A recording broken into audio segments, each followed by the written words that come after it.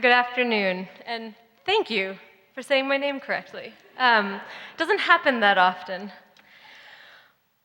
Wow. All right. So I would like to begin with a hearty but prudent congratulations to the 2016 graduates. I'm going to start with an assumption, actually, that today marks some sort of transition, maybe a big one. I'm guessing, too, that your journey has been some sort of process. And while I'm not going to make any assumptions about what that process has been for you, I trust, and yes, I also assume, that it has left some sort of impact. In my experience, graduations can be tricky territory. There's a mold, and that mold outlines how I should be feeling, who should be here with me, what I should be wearing, what I should talk about right now.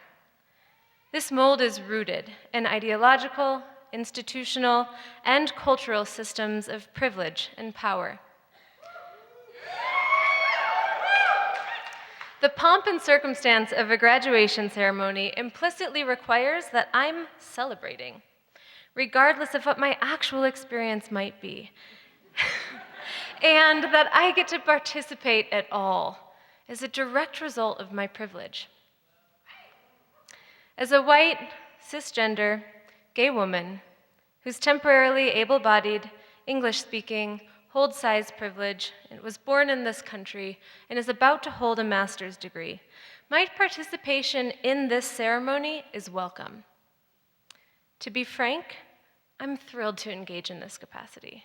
Thank you. At the same time, I realize that this body that I live in is a highly privileged one in this society and in this institution. That my voice, the voice of a white woman with multiple privileged identities, was chosen to speak on behalf of the graduate student body is one way my privilege is just right here. So today, I'm not going to speak for anyone. I can't do that. And I won't. What I can do, though, and what I will do, is speak from my own experience, from what I have seen, felt, and lived in this body, from a place of acknowledging what has been done for me, what has been done to me, what I have done, and how all of these things interact and relate with my various identities. In order to be here in integrity, I have to own and understand the way my privilege has opened doors for me and at the same time closed doors for others. I have to question who gets to participate in this ceremony. Yeah, take a look around. Who gets to participate? And at the same time, I question whose experiences have been excluded. And then finally, how does my presence here in this role not only reflect but also perpetuate these same norms, both in this institution and also beyond?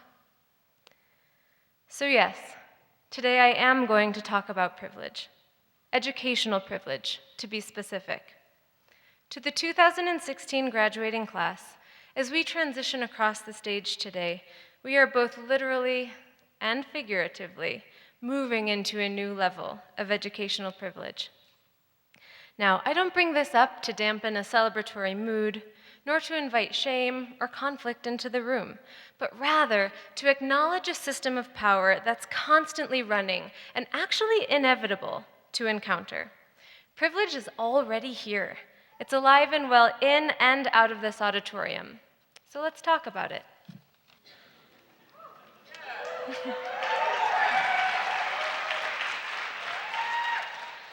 How privilege is utilized determines its value and its impact, right?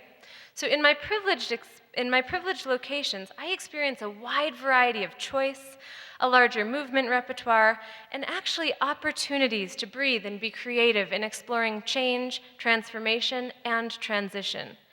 In my privileged locations, I have the choice to be silent and freeze, to feel and to move, and to interrupt and fight oppression.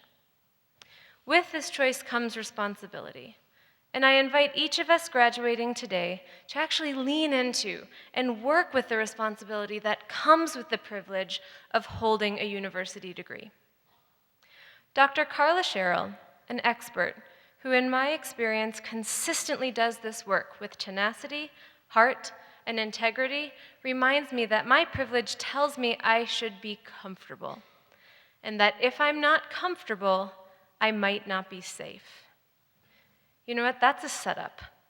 The truth is, on an ideological and an institutional level, in my privilege, I am always safe, and it's my responsibility to differentiate safety from comfort.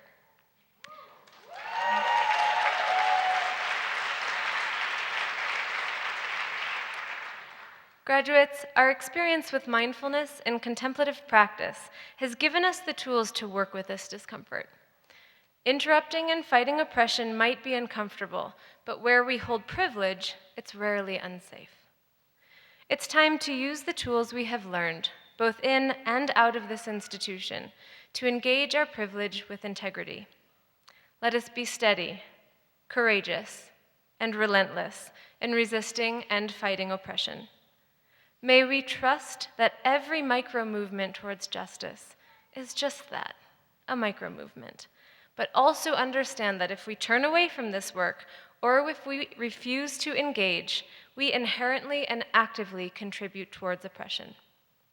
If we pretend our privilege does not exist, we will without a doubt do harm. So now that question arises, right? What does that look like? The short answer is there's no one-size-fits-all.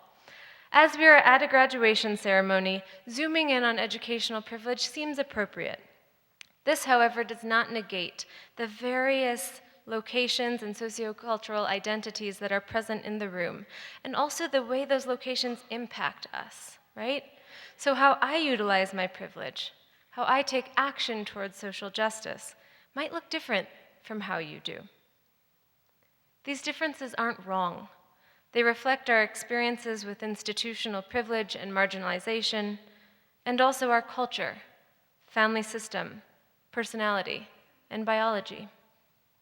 This call is not a call for a universal approach to advocacy, but rather it's an invitation to honestly look at how educational privilege shows up in our thoughts, our bodies, and our actions, both consciously and unconsciously, and make a choice to transform frozenness, fear, or shame into action, responsibility, and advocacy.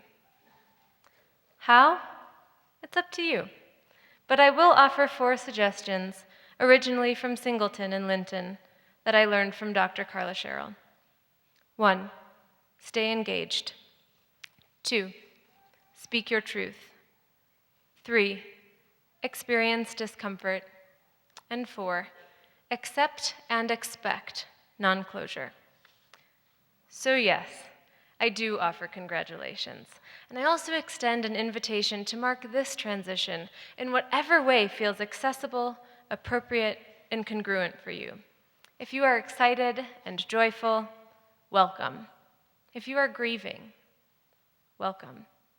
If you are terrified or anxious, welcome. Bored?